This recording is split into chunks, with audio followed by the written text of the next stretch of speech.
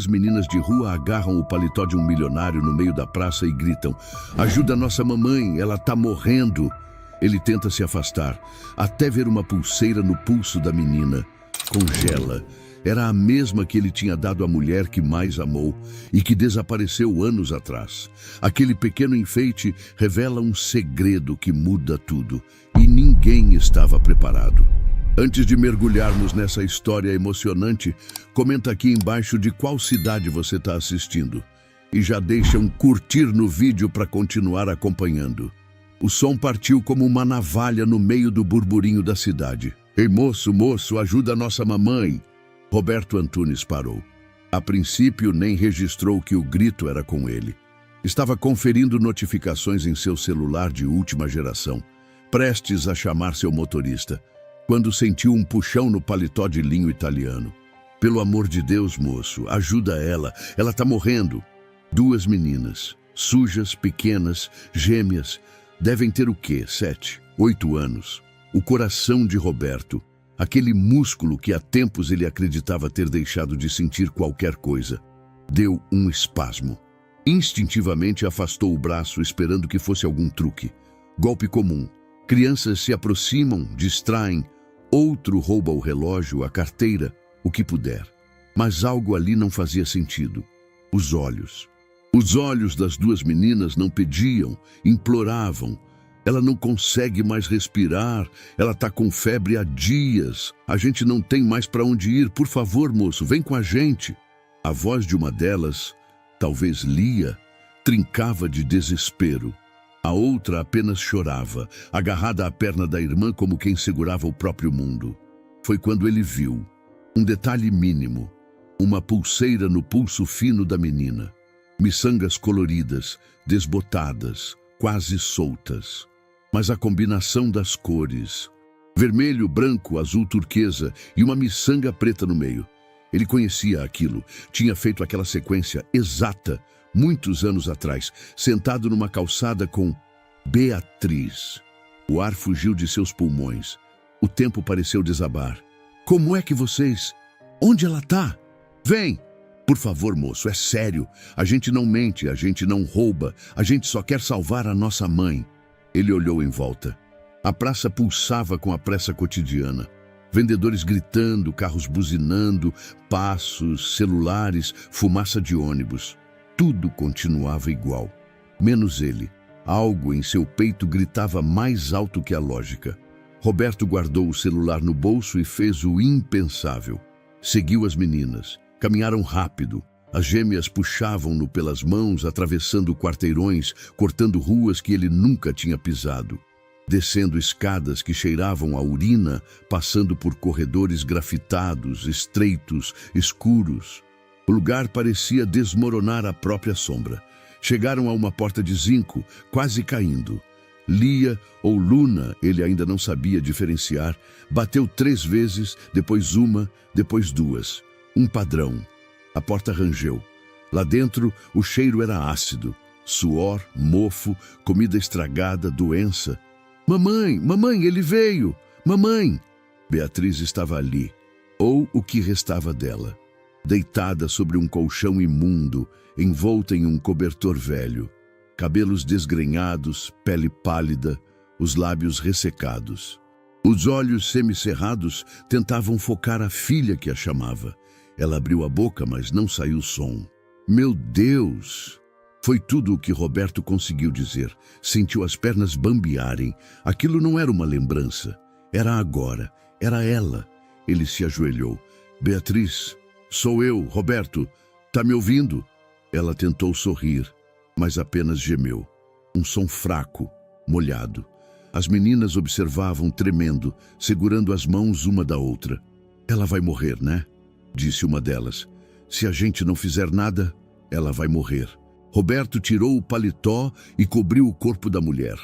Tocou sua testa, estava em brasa. "Tem que levar ela, agora, para um hospital. Tem algum perto daqui?" "Elizabeth, mas é longe. A gente não tem ônibus, nem sabe se eles deixam entrar." "Não se preocupem." Roberto já sacava o celular, ligou para seu motorista. "Marcos, traga o carro agora. Vou te mandar a localização." "Senhor, Isso é na Zona Oeste. O senhor está... Agora, Marcos. Desligou. Voltou-se para as meninas. Arrumem o que precisarem. Vamos com ela agora. Ela não tem nada, só isso. Lia apontou para uma mochila rasgada com uma flauta doce saindo do zíper. Vocês vivem aqui? Desde que ela ficou doente. E antes, as ruas, tocando. Eu e a Luna batemos em latas. Ela toca flauta, a gente canta. Às vezes alguém dá uma moeda. Roberto engoliu seco. Minutos depois, o carro estacionava. Marcos desceu sem entender nada. Senhor, ajude-me a carregá-la, com cuidado. Depois você entenderá. No banco de trás, Beatriz ofegava. As meninas se abraçavam, suando de medo e alívio. Roberto olhava pela janela, o punho fechado. Aquela pulseira ainda martelava sua cabeça. Beatriz, gêmeas, rua, doença, esquecimento, mentira. Aquelas meninas eram dele. Ele precisava saber. O carro arrancou em direção ao hospital. E pela primeira vez em muitos anos, Roberto sentiu medo. Medo de respostas. O carro rasgava a cidade como se não houvesse mais amanhã. No banco de trás, Beatriz arfava em silêncio. Seus olhos reviravam e os gemidos intermitentes faziam a pele de Roberto gelar.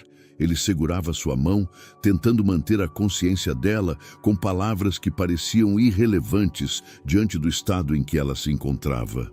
Fica comigo, Beatriz. Estamos indo. Aguenta só mais um pouco. Lia e Luna estavam no banco ao lado.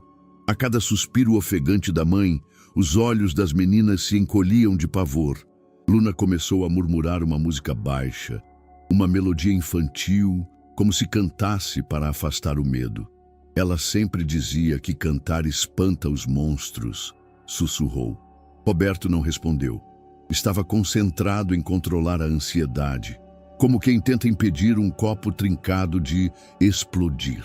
O carro fez uma curva brusca e parou diante da emergência do Hospital Elizabeth, uma unidade pública de média complexidade. Roberto não hesitou. Desceu, abriu a porta e, junto do motorista, carregou Beatriz nos braços, como quem transporta algo quebrado e precioso. Precisamos de atendimento imediato, gritou ao entrar. Ela está com febre alta, falta de ar, pode estar desidratada ou com infecção grave. A recepcionista olhou por cima dos óculos, analisando o caos repentino. Identificação da paciente? Beatriz Lopes. Por favor, ela precisa de ajuda agora. As filhas me encontraram na rua. Tem convênio? Paga o que for. Particular. Chame o plantonista. Rápido. A enfermeira correu, pegou a maca e, em segundos, a equipe já a empurrava para dentro. Roberto tentou acompanhá-la, mas foi barrado na porta da ala de triagem. Só profissionais autorizados, senhor. Ele recuou, respiração curta. As mãos tremiam. Virou-se e viu as meninas paradas, imóveis. Um contraste cruel. A infância em pé, sozinha, diante de um hospital impessoal. Vocês estão bem? Perguntou, tentando suavizar a voz. Lia assentiu, mas seus olhos continuavam fixos na porta para onde a mãe havia sido levada. Luna estava sentada, com a flauta nos joelhos, girando-a lentamente entre os dedos. Ela vai morrer? Lia perguntou sem rodeios. Roberto ajoelhou-se para ficar na altura delas. Não, a gente trouxe ela a tempo. Ela vai receber tudo de que precisa agora. Mas e se não for a tempo? Ele engoliu seco. Era uma pergunta justa. Luna, ainda de cabeça baixa, completou. É a terceira vez que ela apaga assim. Na primeira, a gente conseguiu acordar ela com água. Na segunda, demorou mais. Agora, silêncio. Roberto puxou um banco próximo. Sentou-se ao lado delas.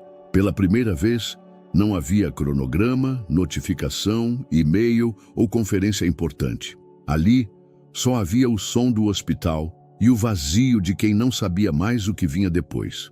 Vocês disseram que vivem nas ruas, sozinhas? Lia respondeu primeiro. Desde que a mamãe ficou ruim. Antes a gente ficava em abrigos, mas expulsaram ela. Diziam que ela não podia ficar sem trabalhar. E ela já estava doente. Vocês têm alguém? Avós, tias, qualquer parente? As duas balançaram a cabeça. Nunca conhecemos ninguém, só ela. E o pai? Arriscou Roberto. Lia olhou para ele de um jeito estranho, como se a pergunta não fizesse sentido. A mamãe dizia que ele era bom, mas foi embora antes de saber. A gente tentou procurar uma vez, mas nem nome a gente tinha. Roberto sentiu o estômago se revirar. Aquela frase martelou. Antes de saber, ela contava como ele era, contava que ele falava bonito, que fazia piada sem rir, que tinha cheiro de sabonete caro. Luna riu levemente, a primeira risada desde que ele as viu. E por que você riu? Porque eu nunca vi sabonete caro. As palavras eram simples, mas arrancaram de Roberto uma dor que ele não sabia explicar. Como se cada frase desmontasse tudo o que acreditava saber sobre si mesmo. Minutos depois, uma enfermeira chamou. Senhor, Antunes? Sim, ela está em estado grave. A febre é resultado de uma infecção respiratória avançada. Está muito desidratada e com indícios de pneumonia. Precisamos interná-la imediatamente. Vai ficar na ala de observação. Ela vai sobreviver? Ainda não sabemos. Ela chegou com níveis de saturação muito baixos, mas estamos fazendo o possível. O importante é que o senhor trouxe a tempo. Quero pagar o que for preciso. UTI particular, exames, tudo. Preciso que ela tenha o melhor tratamento. A enfermeira arqueou as sobrancelhas, surpresa com o tom. Claro, vamos transferi-la para o atendimento particular. Mas você é da família. Roberto hesitou. Sou o responsável agora. Voltando às meninas, tentou manter o tom firme. Ela vai ser internada, mas está nas mãos dos melhores médicos. Agora precisamos descansar e nos alimentar. Vocês comeram hoje? As duas se entreolharam, como se confessar algo fosse um crime. Só pão, de ontem. Roberto se levantou. Venham, vamos ao refeitório. Depois vou cuidar de vocês. Lia segurou a mão da irmã. A gente não vai poder dormir aqui, né? Ele parou. Não, mas eu vou dar um jeito. O refeitório era simples. Roberto comprou suco, pão de queijo, fruta. As meninas comiam em silêncio. A diferença entre o que recebiam agora e o que estavam acostumadas parecia surreal até para ele. Você é rico, né? Perguntou Luna com a boca cheia. Sim. Por que você parou para ouvir a gente? Ele olhou para a pulseira no braço de Lia. Uma resposta veio à cabeça. Porque ela usava uma dessas. Mas ele apenas disse, porque algo me disse que eu precisava. Lia limpou as mãos na roupa puída. Todo mundo sempre passa por nós. Uns olham feio, outros ignoram. Mas você parou. Roberto não sabia o que dizer. Pela primeira vez na vida, não havia número, argumento ou frase pronta. Depois da comida, levou as meninas até uma sala de espera privada. Pediu mantas, travesseiros, água. Elas deitaram no sofá, lado a lado, com a flauta no colo. Antes de apagar, Luna perguntou, se ela não acordar, a gente vai para onde? Roberto ficou em pé, olhando pela janela da sala, com os olhos perdidos nas luzes do hospital. Ela vai acordar. Mas no fundo, pela primeira vez em anos, ele não tinha certeza de nada. A única certeza era que aquele grito na praça tinha feito tudo desabar. E que nada, absolutamente nada, seria como antes. A porta de zinco cedeu com um rangido grave, como se o próprio lugar estivesse cansado de permanecer de pé. Roberto entrou cautelosamente no cortiço onde havia encontrado Beatriz. O cheiro, uma mistura de umidade, mofo e abandono, ainda impregnava o ar, mesmo com a janela entreaberta. No chão, o colchão sujo permanecia no mesmo lugar, agora sem o corpo frágil que havia ocupado o centro daquele universo precário. Fechou a porta atrás de si e ligou a lanterna do celular. Não havia luz elétrica ali. Avançou devagar, evitando pisar em sacolas rasgadas, restos de comida e papéis molhados. Não sabia exatamente o que procurava. Só sabia que precisava ver, tocar, entender. Parte de si resistia à ideia de que aquelas crianças fossem suas filhas. Outra parte, mais visceral, silenciosa, já sabia. No canto da parede, encontrou uma caixa de papelão. Dentro, algumas roupas infantis emboloradas, uma boneca sem cabeça, um par de sandálias pequenas e um envelope amassado com o nome dele escrito à mão. Roberto. Seu coração deu um solavanco. Sentou-se sobre uma tábua caída e abriu com cuidado. Dentro havia uma carta, escrita com caneta azul, a caligrafia inconfundível de Beatriz. Curvada, inclinada, como se cada letra fosse uma queda. A data no topo era de 8 anos atrás. Se você estiver lendo isso, é porque não consegui te encontrar. Tentei, juro que tentei, mas me impediram, me silenciaram, me apagaram. Aconteceu rápido, não deu tempo de explicar. Quando percebi, já estava fora, sozinha, grávida e invisível. Elas são suas. Não culpe as meninas. Elas só têm a mim. Ou tinham. Se algum dia esse envelope chegar às suas mãos, proteja-as. Elas não têm ninguém além de você. O papel tremia em suas mãos. A letra borrada em alguns pontos revelava lágrimas antigas. Ele leu mais uma vez e mais uma. O ar parecia escasso naquele quarto. Com esforço, levantou-se e continuou a vasculhar. Atrás de uma cadeira quebrada, encontrou uma sacola plástica lacrada com fita. Dentro, papéis dobrados, certidões, exames médicos, boletins escolares. Tudo em nome de Lia e Luna Lopes.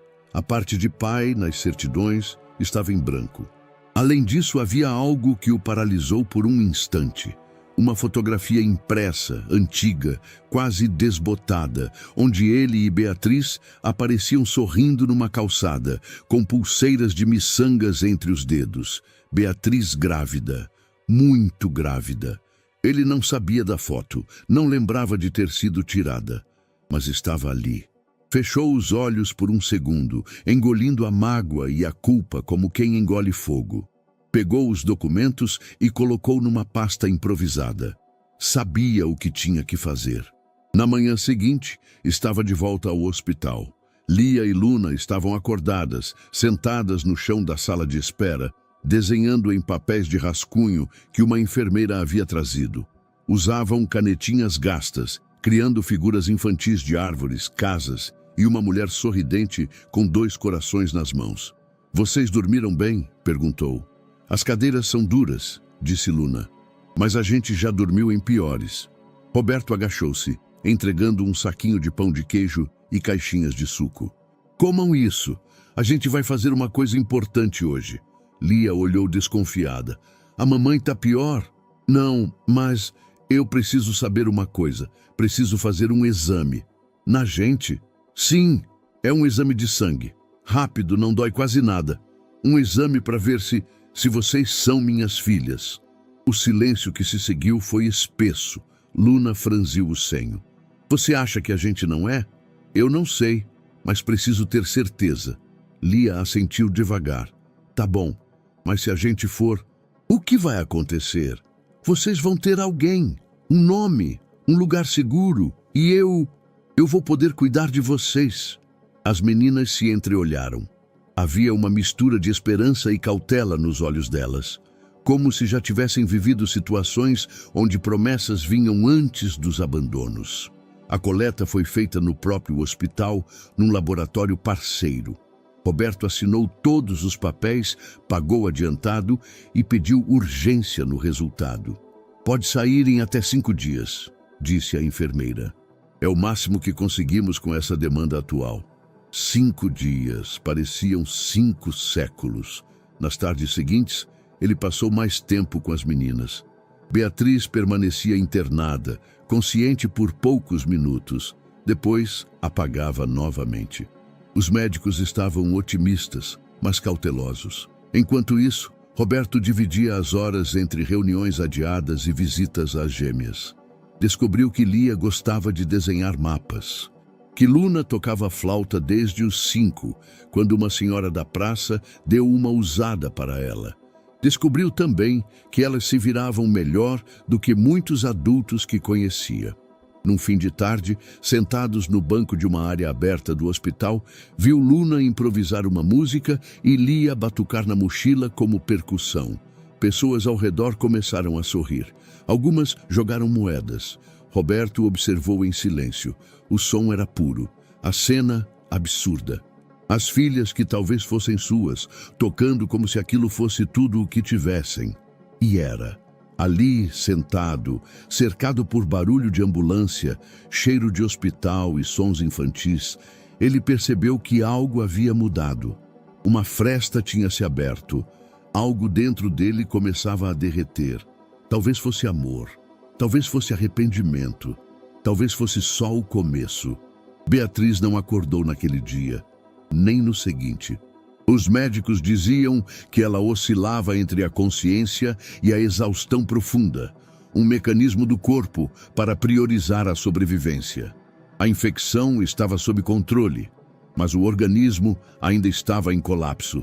Roberto passava horas sentado ao lado do leito, observando cada suspiro, cada movimento involuntário das mãos dela, como se esperasse uma senha silenciosa que a despertasse de vez.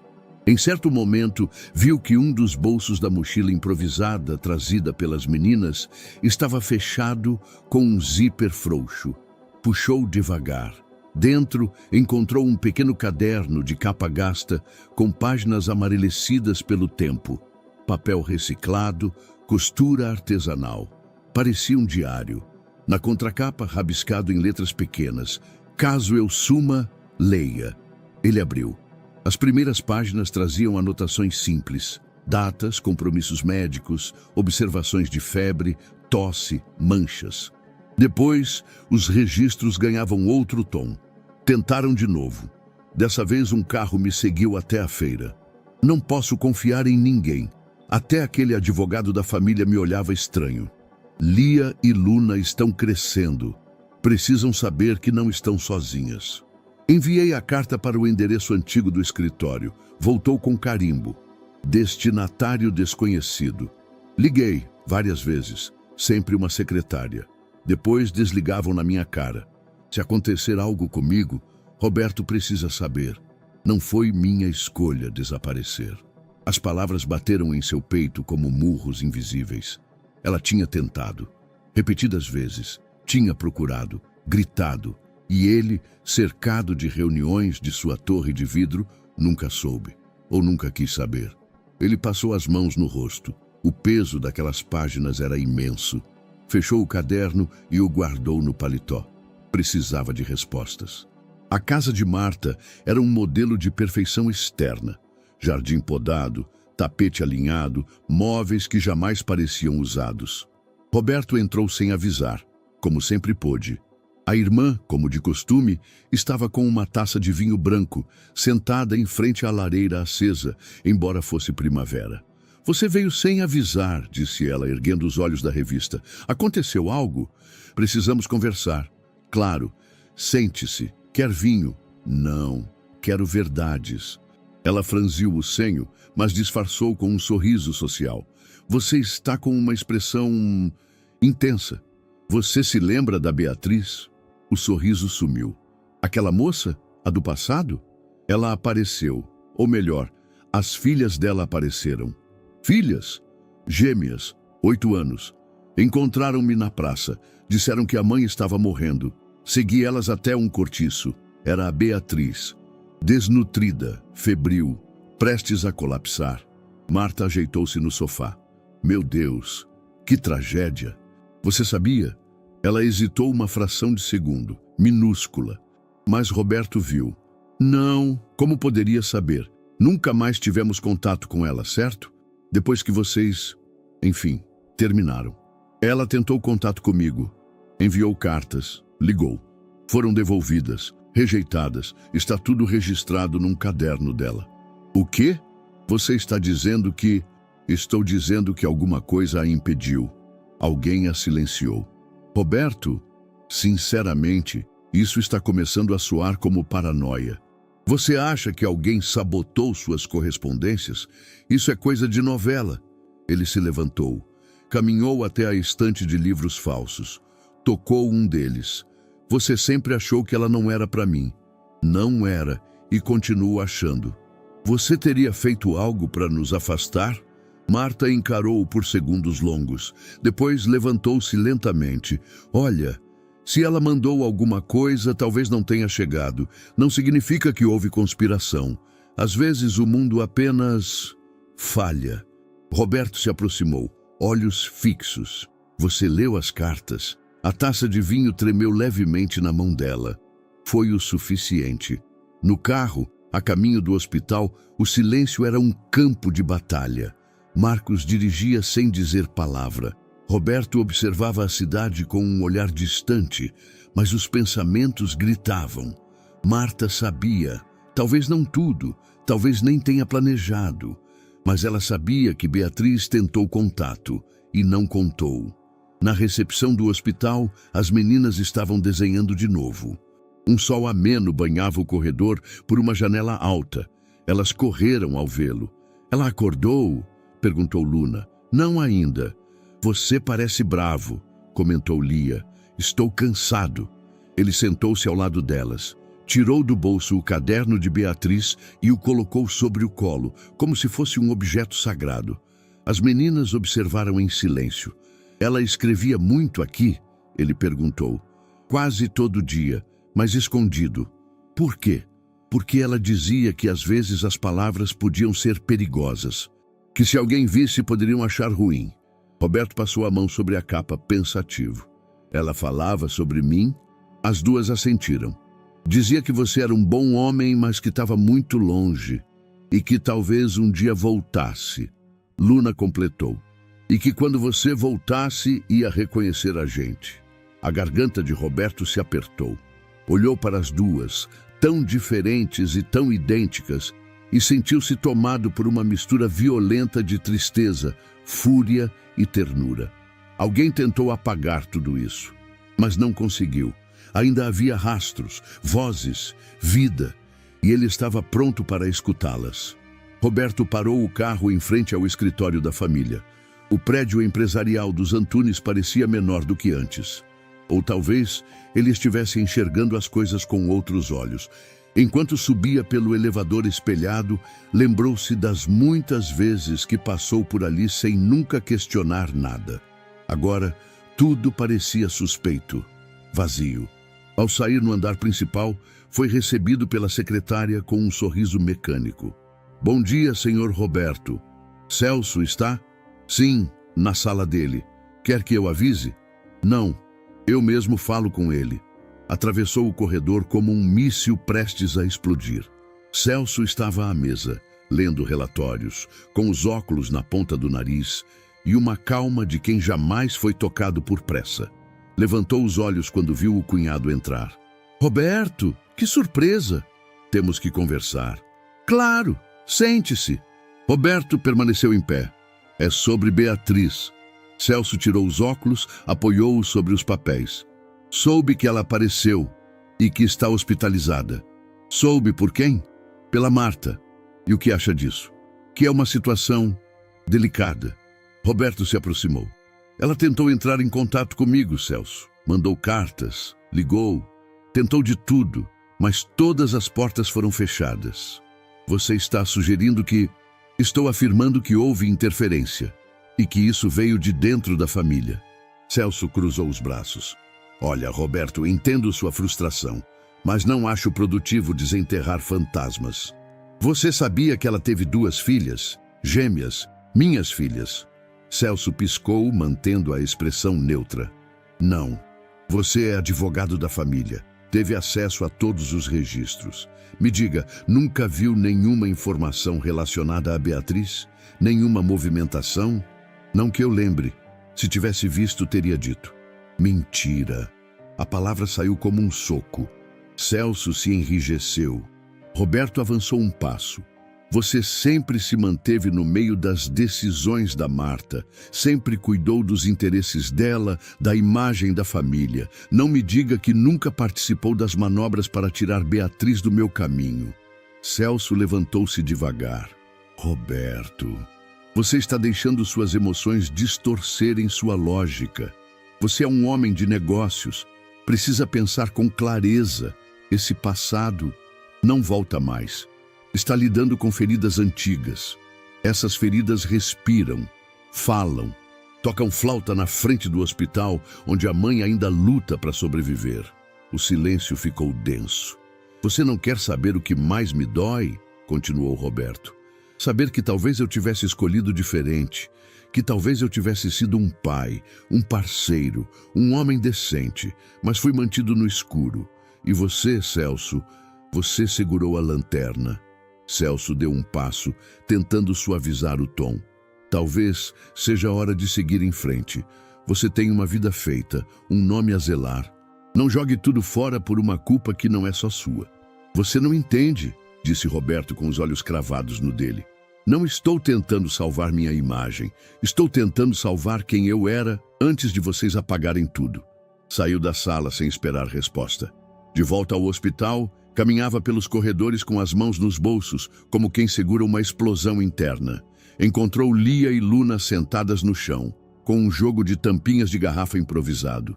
Elas criavam regras, riam baixinho, se distraíam, como se o mundo ainda não tivesse quebrado.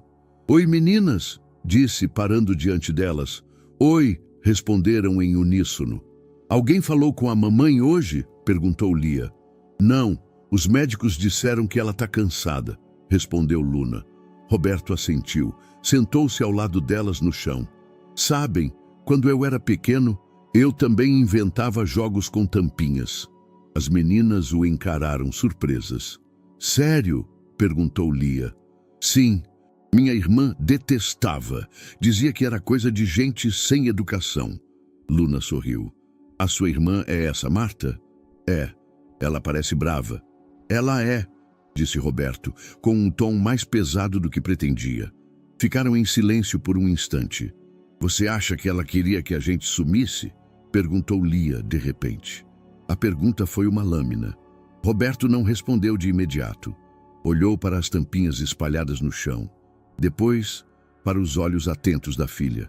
"Não sei, mas se quis, não conseguiu." As meninas sorriram, como se aquela frase fosse um escudo contra o mundo. À noite, já em casa, Roberto abriu o laptop. Acesso restrito aos arquivos antigos da empresa. Começou a buscar documentos, registros de chamadas, arquivos de entrada e saída do setor jurídico nos anos em que Beatriz desapareceu.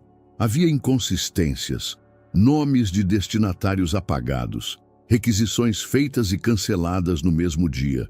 Um telefone registrado com o número de Beatriz, classificado como inútil. Ali estava a sombra de algo maior. Não havia provas ainda, mas os rastros estavam por toda parte, e ele não ia parar até achar. A noite caiu sobre o hospital como um véu pesado, abafando os sons e arrastando o tempo. No quarto escuro, iluminado apenas pela luz do monitor cardíaco de Beatriz, Roberto observava a mulher desacordada. Seu rosto parecia mais tranquilo do que nos dias anteriores, mas ainda estava pálido, esculpido pela dor de anos silenciosos. No sofá ao lado, Lia dormia encolhida sob um cobertor fino. Luna estava acordada, sentada no chão, desenhando no verso de um folheto hospitalar com uma canetinha falhando. Roberto aproximou-se e sentou-se ao lado dela. "O que está desenhando?" "Um mapa." "De quê?" "Da cidade, das ruas por onde a gente passou." Ela virou o papel para ele. Havia linhas tortas representando avenidas, pequenos quadrados marcando Praça da Flauta, Sombra Boa, Dona dos Doces, Posto de Água. "Vocês lembram de tudo isso?" "Tudo. Era o nosso mundo. Se a gente esquecesse, podia acabar dormindo no lugar errado, ou perto de quem não devia." Roberto passou os olhos pelos desenhos, sentindo o estômago embrulhar. "E como era com a sua mãe?" Luna pensou por um momento. Ela tentava fingir que não doía. Doía o quê? A cabeça, o peito, a saudade dela mesma. Ele a olhou de lado. "E do pai de vocês? Ela falava muito?" "A Lia lembra mais." Como se ouvisse seu nome, Lia se mexeu no sofá, acordando lentamente. Os olhos arregalaram quando viu Roberto ali. "Desculpa, dormi sem querer." "Tá tudo bem." ele disse com um meio sorriso. Luna puxou a irmã para perto. Ele quer saber do papai. Lia abaixou os olhos. Ela falava que ele era bom, que foi embora porque teve que escolher entre a gente e o mundo dele. E você sentia falta dele? A pergunta pairou como uma brisa fria. Todo dia. Roberto sentiu um nó subir pela garganta. Queria responder algo, qualquer coisa que suavizasse aquilo, mas não conseguiu. Em vez disso, estendeu a mão devagar e tocou o ombro de Lia. Ela não se afastou. Tomando coragem, continuou. Teve um dia, a mamãe estava muito doente, com febre, tremendo, e não tinha ninguém. A Luna chorava. Eu fui pedir ajuda na padaria, mas mandaram eu sair. Disse que ela era só mais uma doente. Aí eu voltei e fiquei abanando ela com papelão. A noite inteira. E rezei, mesmo sem saber rezar. Só pedi para ela não ir. Ela começou a chorar. Silenciosamente. Sem gritos, sem escândalo. Apenas lágrimas escorrendo como se escorressem há anos. Roberto se ajoelhou à frente dela. Desculpa. Lia olhou para ele confusa. Desculpa por não estar lá. Desculpa por não saber de vocês, por não procurar, por não ser o que devia. Ela enxugou o rosto com o próprio punho. Você está aqui agora, mas isso não apaga o que passou. Nem tudo precisa apagar, disse Luna, mais calma. Algumas coisas a gente só aprende vivendo. Aquela frase ficou ecoando na cabeça de Roberto. Algumas coisas a gente só aprende vivendo. Horas depois, as meninas dormiam juntas na poltrona, cobertas com um lençol extra que uma enfermeira havia trazido. Roberto saiu do quarto em silêncio e caminhou até o corredor. Sentou-se sozinho, num banco encostado à parede, a cabeça baixa, as mãos entrelaçadas. Lembrou-se de Beatriz rindo num parque. Do jeito como ela contava histórias, criando vozes diferentes para cada personagem. Da noite em que ela lhe dissera, chorando, que não suportava mais ser invisível para a família dele. Ele não respondeu naquela noite. Ficou calado, deixou o silêncio ser mais alto que o amor. Agora estava pagando cada segundo daquela omissão. Mais tarde, Roberto comprou um suco e voltou ao quarto. Encontrou as meninas acordadas, desenhando de novo. Desta vez, algo diferente. É você, disse Lia, mostrando o papel. Havia um homem de terno segurando a mão de duas meninas. Um coração no céu. Sou eu? Ela assentiu. A gente desenhou como seria se eu fosse o pai, Luna completou. Se você tivesse aparecido antes. Roberto pegou o desenho com cuidado, como se fosse feito de vidro. Depois, sentou-se ao lado das duas e ficou ali, sem palavras, apenas presente. Pela primeira vez, de verdade. O celular de Roberto vibrou pela terceira vez. Ele olhou o visor com cansaço. Érica.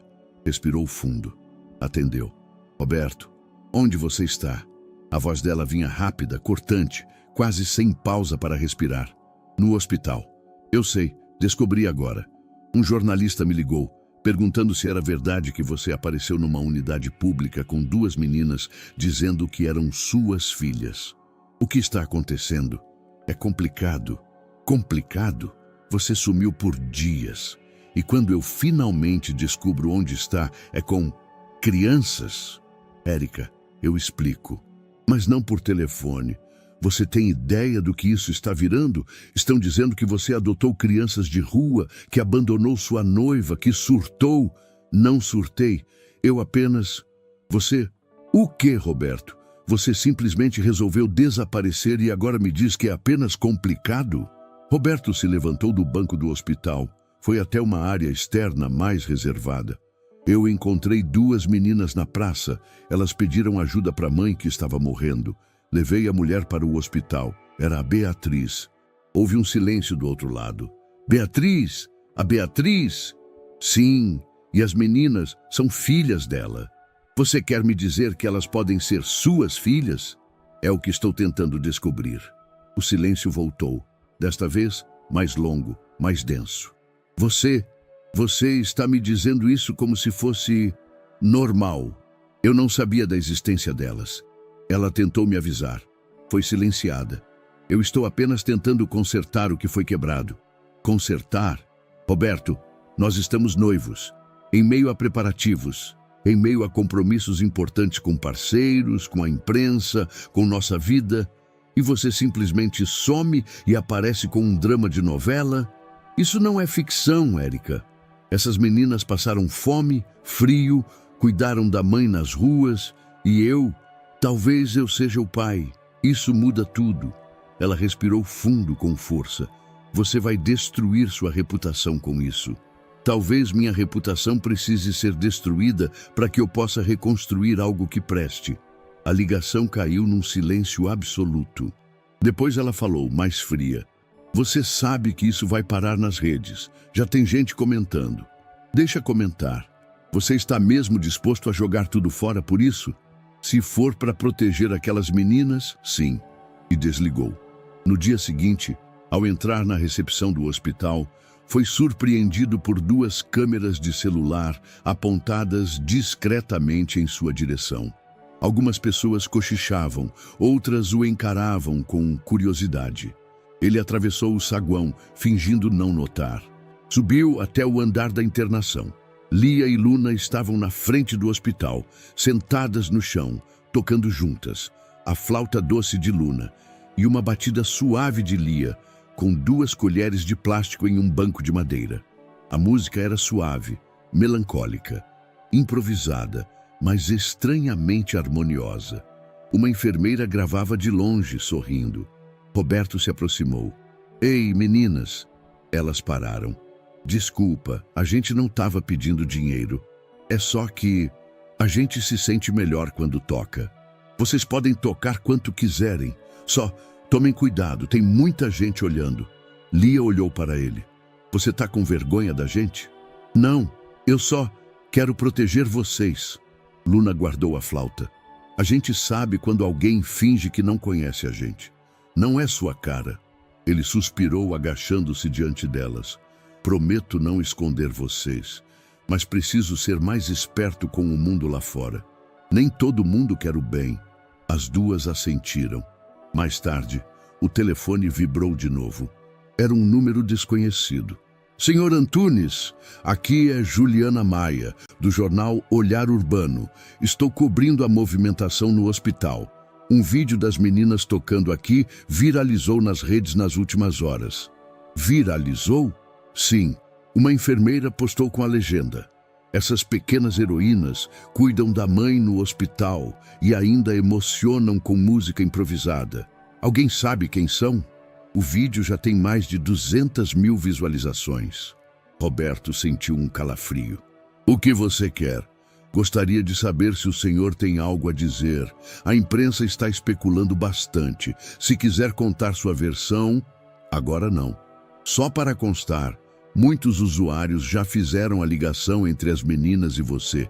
Há fotos suas entrando com elas. Alguns sugerem que são suas filhas, outros dizem que é uma ação filantrópica, mas o público quer entender. Não estou pronto para dar nenhuma versão. Isso é pessoal. Entendo. Mas já não é só pessoal, senhor. Está se tornando público. Ele desligou sem responder. Na sala onde Beatriz seguia internada, o monitor cardíaco seguia estável. Os médicos haviam dito que ela reagia bem, embora o corpo ainda estivesse fragilizado. As meninas entraram, pegaram em sua mão. Luna começou a assobiar a mesma melodia da rua. Roberto observava de longe. Do lado de fora, 2 adolescentes passavam e acenavam. Um deles sussurrou. Olha, são as meninas do vídeo. Roberto recostou-se contra a parede. A história estava escapando pelas bordas, e ele ainda não sabia como segurá-la. O aviso no topo da tela piscava como um sussurro urgente. Resultados disponíveis. Clínica. Roberto permaneceu imóvel, sentado num dos bancos da cafeteria do hospital, observando o celular como se ele carregasse uma sentença. Ao redor, o som de xícaras sendo colocadas sobre bandejas, vozes baixas e o zumbido suave da máquina de café preenchiam o ambiente. Mas para ele, tudo era mudo. Com os dedos trêmulos, abriu o aplicativo da clínica, digitou o login, depois a senha. O sistema demorou a carregar, como se soubesse o peso que carregava. Então, as palavras surgiram. Resultado compatível com vínculo biológico. 99,98% de chance de paternidade. Indivíduos testados. Lia Lopes e Luna Lopes. Presumido pai, Roberto Antunes. Ele leu, uma vez, duas, três. As meninas eram suas, filhas, gêmeas, de Beatriz. Suas. O ar lhe fugiu dos pulmões. Uma mistura de calor e vertigem percorreu seu corpo. Era como se tivesse sido atingido por algo invisível. Um soco na alma, um clarão no meio da escuridão. Por anos, vivera acreditando que o passado havia simplesmente se desfeito. Que certas histórias, por mais intensas que fossem, tinham um fim silencioso. Mas agora, ali, diante daquelas palavras, entendia que o passado tinha sobrevivido e estava vivo, com olhos castanhos e pulseiras de miçanga. Guardou o celular com cuidado. Precisava vê-las agora. No saguão do hospital, Lia e Luna estavam sentadas no chão, próximas a uma coluna de vidro, dobrando panfletos coloridos com atenção. Criavam animais estranhos, criaturas inventadas com olhos desenhados à caneta. Riam baixinho. "Meninas!" chamou Roberto, a voz rouca, contida. As duas o olharam ao mesmo tempo. Luna correu para ele, puxando-o pela mão.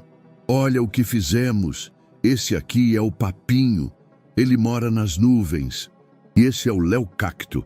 Ele espeta os médicos maus." Roberto sorriu de leve e se abaixou, sentando no chão com elas. "Eu tenho algo para contar." As mãos das duas pararam no ar. A brincadeira se congelou. O exame de sangue, o resultado chegou. O silêncio caiu como uma nuvem densa. Lia deixou o papel escorregar dos dedos. Luna mordeu o lábio, tensa. "E?" perguntou Lia, a voz baixa, quase como um segredo. "Vocês são minhas filhas." Luna arregalou os olhos. Uma alegria súbita invadiu seu rosto, como um sol surgindo por trás de uma tempestade. "É sério? De verdade?" "De verdade." Ela o abraçou com força, enterrando o rosto em seu ombro. Roberto sentiu o corpo pequeno dela estremecer num choro abafado. Depois, foi Lia quem o encarou com olhos úmidos e firmes. "Então, é você mesmo?" "Sim. Por que não veio antes?" A pergunta perfurou sua alma. Ele não tinha resposta, ou pelo menos não tinha uma que a acalmasse. "Porque eu não sabia. Mas agora sei, e estou aqui." Ela hesitou por um momento, como se pesasse cada sílaba. Então, se inclinou devagar e abraçou-o também, sem dizer nada. Ali, no chão de um hospital público, entre panfletos amassados e dobraduras tortas, o que estava quebrado começava, enfim, a se colar.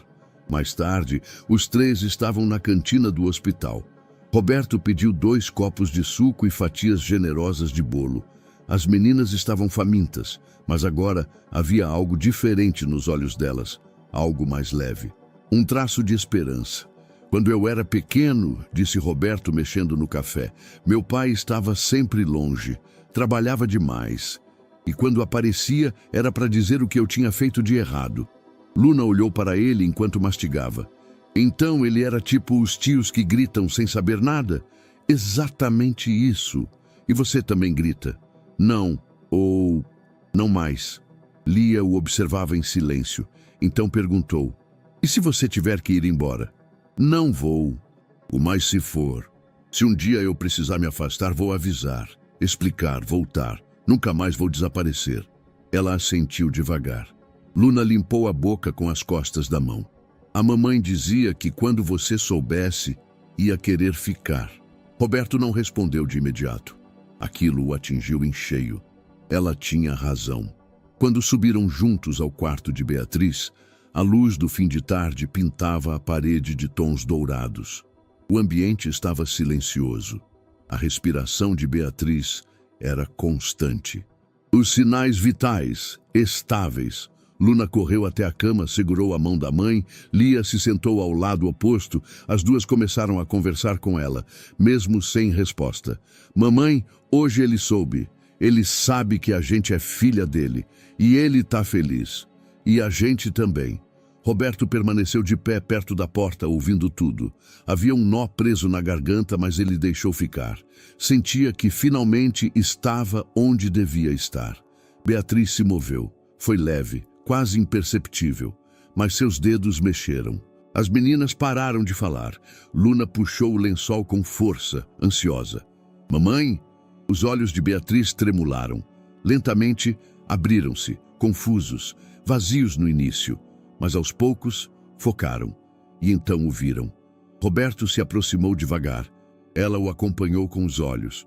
Um susto, um reconhecimento, um brilho. Você... murmurou, com os lábios rachados. Você... voltou? As lágrimas de Roberto caíram antes mesmo da resposta. Sim, disse ele com a voz falhando. Voltei, e não vou mais te deixar. Ela tentou sorrir, mas o cansaço foi maior. Os olhos se fecharam outra vez. O monitor ao lado bipou suavemente, indicando uma leve queda de ritmo, mas logo voltou ao normal. As meninas encostaram a cabeça na cama, aliviadas. Roberto continuou segurando a mão dela. Aquelas duas palavras, você voltou, ecoavam dentro dele como um hino. Ela não perguntara por quê, nem onde estava, nem por que demorou tanto. Apenas reconheceu sua presença e aceitou. E talvez, naquele momento, isso fosse tudo o que ele precisava. O silêncio do antigo escritório da família Antunes não era só físico, era um silêncio moral, enterrado em camadas de veludo, madeira de lei e memória. Roberto entrou sozinho, com a chave antiga que Marta não soube que ele ainda guardava. O ambiente permanecia intacto desde o falecimento do pai. As cortinas pesadas estavam fechadas, o ar estagnado. Livros perfeitamente alinhados em estantes altas, poltronas de couro ainda cheirando a formalidade. O tempo não ousava mexer ali dentro. Fechou a porta atrás de si. Olhou ao redor. Não sabia exatamente o que procurava, mas o instinto lhe dizia que havia mais naquela sala do que os olhos poderiam ver. Caminhou até a escrivaninha imponente de madeira escura. O tampo, embora polido, apresentava marcas sutis de uso. Arranhões, manchas de copo, vincos de papel. Puxou a primeira gaveta. Nada além de blocos antigos, canetas tinteiro, um carimbo com o brasão da empresa. A segunda, pastas vazias, algumas cartas da década de 80. A terceira parecia emperrada. Forçou. Um clique. Algo destravou. Dentro, uma caixa metálica, pequena, com um cadeado simples. Ele quebrou a trava com um empurrão seco, usando a base do grampeador da mesa. A tampa se abriu. E ali estava. Uma pilha de envelopes, todos endereçados a ele. Os nomes estavam manuscritos. Roberto A. R. Antunes, filho. Alguns estavam ainda lacrados, outros abertos e reencolhidos de forma irregular. Havia também cópias de cheques nominais para Beatriz, alguns cancelados, outros endossados e jamais descontados. As mãos de Roberto tremiam enquanto folheava os papéis. A primeira carta datava de 8 anos atrás. Roberto, eu tentei. Você não me atende mais. Marta desligou na minha cara. O advogado me ameaçou. Disseram que eu estava atrás da sua fortuna. Eu não quero nada disso. Só quero que você saiba que estou grávida. Gêmeas. São suas. Eu daria qualquer coisa para você ler isso. A segunda vinha 2 meses depois. Tentei de novo. Liguei para a recepção. Fui impedida de entrar no prédio. Um segurança me disse que ordens superiores me proibiam. Fui à sua casa. Marta apareceu no portão. Disse que eu não deveria causar escândalo. Eu voltei para casa com uma caixa de roupinhas de bebê e lágrimas no rosto. Havia ao todo 9 cartas. Nenhuma havia sido entregue. Algumas traziam marcas de vinco tão fortes que pareciam ter sido amassadas com raiva. Roberto recostou-se na cadeira de couro. O couro rangeu. e o som ecoou como um grito abafado naquele ambiente selado. As cartas não apenas confirmavam o que Beatriz registrara em seu caderno, elas escancaravam. A sabotagem não fora acidental, fora meticulosa, deliberada, pessoal. Levantou-se com brusquidão. Abriu a porta lateral da sala, uma antiga entrada de funcionários. Ali, caixas de documentos estavam empilhadas, muitas seladas, mas uma, menor, estava aberta, com papéis espalhados. Puxou alguns, cópias de relatórios da empresa, memorandos internos, e no meio deles, um recibo manuscrito com o nome de Marta. Ao lado, um cheque de alto valor cancelado, endereçado à mesma pessoa que aparecia nos registros de Beatriz como o senhorio do cortiço. Coincidência? Não. Ele sabia que não era. As conexões estavam se formando com clareza dolorosa. Marta havia pagado para manter Beatriz longe, para que ela desaparecesse, e com ela, as filhas. De volta ao centro da sala, Roberto sentou-se no chão, espalhando as cartas ao redor. Era como montar um quebra-cabeça de papel, cada peça encharcada de uma verdade negligenciada. Pegou um envelope em branco. Dentro, um papel rabiscado, sem data. Nele, uma caligrafia mais apressada. Se um dia você descobrir tudo isso, espero que não me odeie. Eu só quis proteger o que restava de mim. Mas me tiraram tudo, até a chance de te olhar nos olhos. Ele sentiu o gosto salgado das lágrimas antes mesmo de perceber que estava chorando. Quantas vezes estivera a poucos metros dessas cartas? Quantas vezes sentou-se naquela cadeira, tomou decisões, assinou contratos, enquanto Beatriz implorava silenciosamente do lado de fora do mundo. Levantou-se com dificuldade, como se o corpo agora pesasse o dobro. Antes de sair, passou os olhos pela estante de livros. Havia um volume sobre direito civil que ele sabia nunca ter sido lido por seu pai. Puxou-o, caiu. Uma pasta preta, escondida entre a lombada falsa e a parede. Dentro, registros de chamadas do escritório, horários, números e cancelamentos. Vários deles correspondiam aos dias que Beatriz relatara em seu caderno. Chamadas interceptadas, bloqueadas. Ali estava. A sabotagem não era só afetiva, era institucional. Roberto fechou a pasta, colocou os papéis na mochila e apagou a luz. Ao sair, trancou a porta atrás de si. Não como quem protege algo, mas como quem encerra uma era. Do lado de fora, a cidade ainda pulsava. Carros, buzinas, pressa. Mas para ele, algo havia mudado. As ruínas da verdade haviam sido desenterradas, e agora ele sabia exatamente quem havia soterrado tudo. A luz da manhã atravessava as persianas do quarto com delicadeza. No monitor ao lado da cama, os números pulsavam em ritmo estável. Um bip contínuo preenchia o silêncio entre os gestos dos enfermeiros. Beatriz ainda dormia. O rosto estava mais cheio, as olheiras um pouco menos profundas. A palidez ainda presente, mas havia um tom novo de vida sob a pele. Roberto, sentado ao lado da cama, não pregara os olhos naquela noite. Lia e Luna haviam sido levadas por uma assistente para tomarem banho, comerem e descansarem por algumas horas em um alojamento improvisado. Ele insistiu que ficaria. Precisava estar ali. Sentia que o momento estava próximo.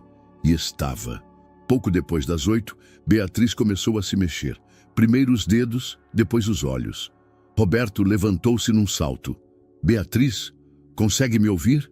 Ela franziu o senho, apertou as pálpebras, como quem tenta afastar uma névoa interna. Aos poucos, os olhos se abriram. O olhar ainda vacilava, mas reconheceu. Você, murmurou. Sim, sou eu, Roberto. Ela respirou fundo, os olhos cheios. Tentou se mexer, mas um incômodo no braço a fez recuar. Calma. Você está no hospital. Já passou o pior. Beatriz observou o ambiente. Os fios, o soro, o lençol, seu corpo, tudo. Depois voltou os olhos para ele. Quanto tempo? Uns dias. Você estava muito fraca, desidratada, pulmão comprometido. mas está melhor agora. Ela fechou os olhos por um instante. Quando os abriu novamente, não chorava, mas havia dor em cada traço de seu rosto. As meninas estão bem? Estão. Estão sendo cuidadas. Estão seguras. Um alívio breve passou por seu semblante. Depois veio a hesitação. Você, como me achou? Não fui eu quem achou. Foram elas. Me abordaram na praça, pedindo ajuda. Disseram que a mãe estava morrendo. Beatriz levou a mão ao rosto, tapando parte dos olhos. O gesto era automático, envergonhado. Eu tentei, juro que tentei. Eu sei. Ela o olhou. Você sabe? Ele assentiu devagar. Encontrei suas cartas no antigo escritório, guardadas, lacradas, escondidas. Vi os cheques, os registros, os telefonemas bloqueados. Vi tudo. Beatriz não respondeu. Respirou fundo, como quem carrega uma década nas costas. Eles me apagaram. Eu sei. Fui tratada como um estorvo, um risco. Sua irmã, seu cunhado, eles diziam que era pelo seu bem, que você não queria saber, que estava prestes a assumir um novo papel, herdar negócios. Roberto fechou os olhos. O peso da culpa queimava. Eu fui covarde. Sabia que você precisava de mim. Sabia que aquele silêncio não era natural, mas escolhi ignorar. Escolhi o caminho fácil. Beatriz soltou um riso seco, sem alegria. Você escolheu a sua vida e me deixou sozinha para morrer com a minha. Não diga isso. É verdade, Roberto. Enquanto você assinava contratos em salas com ar-condicionado, eu dormia em sacos plásticos. Lia me abanava com jornal velho para abaixar a febre. Luna me dava água da torneira de praça. Ele caiu de joelhos ao lado da cama. Me perdoa. Por tudo. Por não ter procurado. Por não ter duvidado. Por não ter te protegido. Eu fui cego, omisso, arrogante, mas estou aqui agora e não vou embora. Beatriz desviou os olhos. Havia lágrimas, mas também um bloqueio, algo entre raiva e exaustão. E agora? Vai me salvar? Vai comprar um final feliz? Não, não vou comprar nada. Só quero estar presente, ouvir, ajudar, fazer parte da vida das meninas, se você permitir. Ela o olhou de novo. Elas sabem. O exame de DNA confirmou. Eu contei. Beatriz assentiu lentamente. E como reagiram? Como ninguém jamais reagiu a mim, com verdade e com uma coragem que eu não tenho. Ela sorriu pela primeira vez. Um sorriso frágil, mas sincero. São tudo que eu tenho. São tudo que eu tenho agora também. Um silêncio denso se formou, mas dessa vez não era destrutivo. Era um silêncio de presença, de luto e de possibilidade. Beatriz afagou os lençóis com os dedos finos. Eu não sei se consigo perdoar ainda. Você não precisa perdoar. Só me deixa tentar merecer isso. Ela fechou os olhos, exausta, mas não antes de murmurar. Elas merecem que a gente acerte dessa vez. E aquilo foi mais do que suficiente. A sala estava impecável. A luz atravessava as janelas do apartamento de cobertura como se cortasse mármore. O tapete persa, o sofá italiano, o bar minimalista. Tudo no lugar. Frio. Perfeito. Érica apareceu do corredor vestida com um hobby de seda perolado. Os olhos maquiados com precisão cirúrgica, o cabelo preso em um coque rígido. Você marcou hora para conversar. Achei que fosse um bom sinal. Roberto estava de pé, de frente para a janela. Tinha um envelope nas mãos. Ela cruzou os braços. Você sumiu por dias. A imprensa quer respostas. Sua mãe parou de me atender. O comitê de imagem da empresa está em pânico.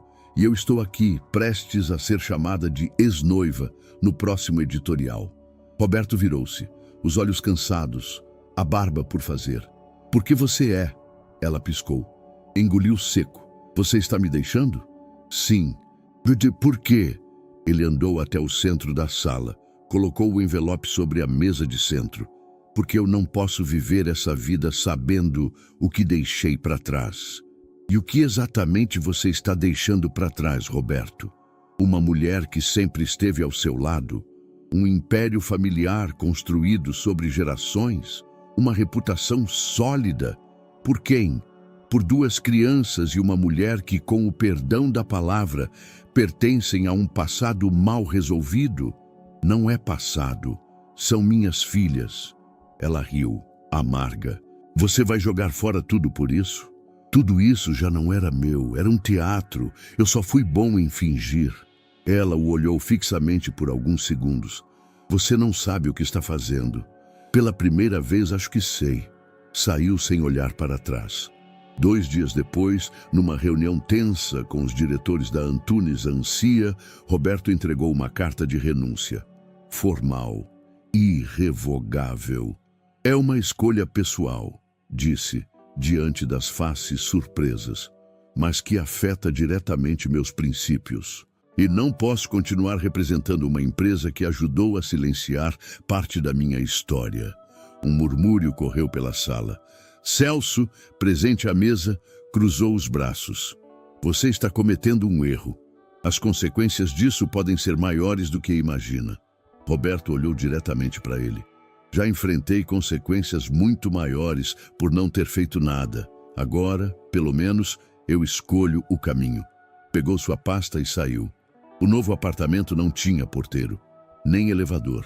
Era um sobrado reformado, em uma rua tranquila, com janelas amplas, piso de madeira e uma varanda pequena. O aluguel era modesto, mas o suficiente para recomeçar. Lia e Luna entraram correndo com sacolas nas mãos. Esse é o nosso quarto? Tem uma janela. A gente nunca teve uma janela assim. Tem pia no banheiro e água quente de verdade. Roberto observava a cena com um sorriso discreto. Havia caixas para desempacotar, móveis por montar. Mas havia riso, havia voz. Havia algo que ele não escutava há anos. Vida. Sentou-se no chão, ainda sem tapete, enquanto Luna tirava a flauta da mochila e começava a improvisar uma melodia. Lia batucava em uma caixa vazia, criando ritmo. Tá parecendo uma banda, disse ele. Lia riu. A banda do recomeço. Mas a escolha veio com o peso do mundo. Nos dias seguintes, começaram a circular colunas em jornais e revistas sociais. Roberto Antunes abandona noiva e empresa por família oculta. Multimilionário troca luxos por cortiços. Caso de amor ou crise emocional. As gêmeas da praça, filhas esquecidas ou jogada midiática. Na portaria do novo prédio, uma jornalista o abordou com o microfone em punho. Senhor Antunes, por que abandonou uma das maiores corporações do país? Ele continuou andando. É verdade que sua família está processando sua saída? Nada. E a mãe das meninas? Está mesmo doente ou isso é uma manobra emocional? Ele parou, virou-se. Ela quase morreu porque foi ignorada por anos. As meninas cresceram nas ruas e eu fui parte do silêncio. Agora estou tentando consertar isso. E não preciso da permissão de ninguém para amar minhas filhas. Entrou. A porta fechou-se atrás dele. Naquela noite, no novo apartamento, as meninas dormiam cedo. Roberto sentou-se sozinho na varanda com uma xícara de chá morno nas mãos. A cidade pulsava ao fundo, mas pela primeira vez, ele se sentia no lugar certo. Não havia mármore, não havia falsa paz, mas havia verdade. E isso agora era tudo que ele queria carregar. O cheiro de café queimado invadia o pequeno apartamento como um alarme de emergência. Roberto desligou a cafeteira com um tapa leve, tossindo em meio à fumaça. O líquido espesso e amargo havia transbordado da garrafa e escorrido pelas laterais da bancada. Pôs a mão na cintura, observando o estrago como quem enfrenta uma equação impossível. Você colocou o pó direto no copo de vidro? Perguntou Luna, surgindo com os cabelos bagunçados e expressão de riso contido. Eu achei que... Bom, não era assim? Ela olhou para a irmã, que vinha logo atrás, esfregando os olhos. Tá tentando matar a gente logo cedo, pai? Lia perguntou com a voz rouca de sono. Roberto ergueu as mãos. Foi tentativa de carinho. Falha, mas sincera. As duas riram, e Luna puxou uma cadeira. Quer que a gente te ensine? Por favor. E foi assim, com risadas e grãos de café espalhados pelo chão, que a nova rotina começou a se estabelecer. A adaptação foi caótica e bela. Roberto, acostumado a ter uma empregada para cada cômodo, agora precisava lidar com um armário desorganizado, um fogão temperamental e um cesto de roupas sujas que parecia se multiplicar. Na primeira tentativa de lavar roupa, usou sabão demais. O banheiro ficou parecendo uma festa de espuma. "Pai, isso aqui tá parecendo balada de novela", gritou Lia, rindo enquanto escorregava no chão. Luna filmou com o celular emprestado de Roberto, prometendo guardar para mostrar no casamento dela no futuro. Ele aprendeu, ou pelo menos tentou aprender, a dobrar camisetas do jeito certo, a separar roupas coloridas de brancas e que micro-ondas não serve para esquentar qualquer coisa envolta em papel alumínio. Na cozinha, as meninas ensinaram receitas de sobrevivência. "Esse aqui é miojo turbinado", disse Luna, enquanto acrescentava pedaços de tomate e cenoura. "E esse, arroz do dia seguinte remixado." Roberto assistia como quem via alquimistas em ação. À noite, dividiam as tarefas. Lia lavava a louça, Luna secava e Roberto secava o suor tentando acompanhar. Mas nem tudo era leve. Havia momentos em que Roberto se perdia nos detalhes, esquecia de comprar pão, errava o horário da escola, trocava os materiais das meninas. Certa vez confundiu as mochilas e mandou Luna com os cadernos de Lia. No intervalo, ela chorou de raiva por não poder apresentar o dever. "Desculpa, filha, eu realmente achei que era sua. Você tem 2 nomes só para decorar, 2, e ainda erra." Ele se ajoelhou à frente dela. "Eu tô tentando e errando, mas prometo que erro cada vez menos." Luna bufou, depois encostou a testa na dele. "Você tá melhor que muitos que nunca nem tentaram." Nos fins de semana criaram tradições novas. Sábado era o dia do improviso, sem celular, sem cronograma. Passeavam por feiras de rua, comiam pastel, compravam frutas. As meninas mostravam seus antigos pontos de música, contavam histórias dos dias em que tocavam por moedas. Ali foi onde um moço nos deu uma coxinha inteira. E ali foi onde a gente quase foi levada por uma mulher que dizia que ia dar banho e penteado. Mas a gente correu. Roberto ouvia tudo em silêncio, absorvendo o passado delas com o cuidado de quem lê um livro delicado. Cada relato era uma cicatriz invisível, mas viva. No domingo, liam juntos. Lia gostava de poesia, Luna preferia histórias engraçadas. Roberto lia trechos, interrompido por perguntas inesperadas. "Pai, o que é solidão de vidro?" "É quando a gente parece forte, mas qualquer coisa pode nos quebrar." Elas ficavam em silêncio por segundos. Depois, continuavam a leitura. Um dia, ao chegar da escola, Lia entregou um bilhete. "É para você, da diretora." Roberto leu. Era um convite para uma reunião sobre o desempenho surpreendente das meninas e um agradecimento pelo envolvimento paterno. Ao assinar a resposta, percebeu que escrever pai de Lia e Luna doía menos no papel do que em seu peito. Agora era natural. Naquela noite, enquanto as meninas dormiam, ele foi até o quarto delas. Observou-as enroladas nos cobertores, respirando profundamente, cercadas de desenhos colados na parede e instrumentos improvisados empilhados no canto. Sorriu e sussurrou: "Obrigado por me darem uma segunda chance." A manhã estava abafada quando Roberto chegou à escola municipal, onde Beatriz tentara matricular Lia e Luna anos atrás.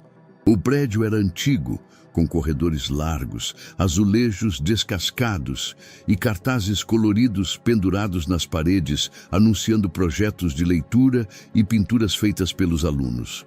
Ele entrou pela portaria, mostrando a identificação do hospital em que Beatriz estivera. A diretora, uma mulher de meia idade com cabelo preso num coque, recebeu-o com expressões de curiosidade e polidez. "Senhor Antunes?" perguntou, olhando-o por cima dos óculos. "Sim, recebi um bilhete da senhora. Gostaria de conversar sobre a situação da matrícula das minhas filhas." Ela assentiu discretamente e o conduziu até uma sala pequena, com uma mesa retangular e 2 cadeiras.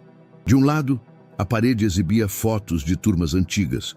Do outro, calendários escolares e avisos em folha sulfite. Antes de mais nada, disse a diretora, quero dizer que recebemos a senhora Beatriz Lopes por alguns dias, há cerca de 8 anos. Mas o processo foi interrompido. Sim, confirmou Roberto. Gostaria de saber por quê. Ela respirou fundo antes de começar. Ela apresentou toda a documentação necessária. Mas nos dias seguintes, surgiram problemas com a comprovação de residência. O endereço fornecido não era válido segundo nossas normas. Enfim, alguns funcionários ligados à Secretaria Municipal informaram que haveria implicações legais se prosseguíssemos. Fomos orientados a arquivar o processo. Roberto manteve o silêncio enquanto ela continuava. Mais tarde, recebemos um telefonema de um certo advogado, que se apresentou como representante de sua família. O registro dizia que a matrícula das duas geraria conflito de interesses com as diretrizes da empresa. Diretrizes da empresa? Ele repetiu surpreso. Tínhamos ordens via central. Parece que queriam evitar exposição. Não entendi direito, mas fomos instruídos a negar. O olhar dele endureceu. E não nos deram opção, completou ela com pesar. Seguimos as instruções e arquivamos o pedido definitivamente. Roberto sentiu um nó na garganta. Na escola, Beatriz tentara garantir segurança básica para filhas e fora barrada por gente poderosa. Pegou um caderno e caneta da bolsa. Tem registro desses documentos? E-mails, memorandos, nome de quem fez o telefonema? Ela franziu o senho. Sim, posso solicitar com a secretaria, mas... Ele se adiantou. Quero, é importante. Saindo da escola, carregava as pedras exatas da omissão. Cada um era um item. Medo, proteção, controle. Dentro do carro, percebeu a figura já familiar no banco da frente. Senhor Antunes. Era Celso, o coordenador jurídico da família. Seus olhos estavam frios, calculistas. Não esperava encontrá-lo. Celso ergueu a mão, amistoso demais. Soube da sua visita. Achei melhor vir até aqui pessoalmente. Eu já falei com a diretora. Então sabe que houve um mal-entendido burocrático. Isso acontece em instituições públicas. Ela me disse que houve pressão direta. Advogados, colegas. E foi barrado.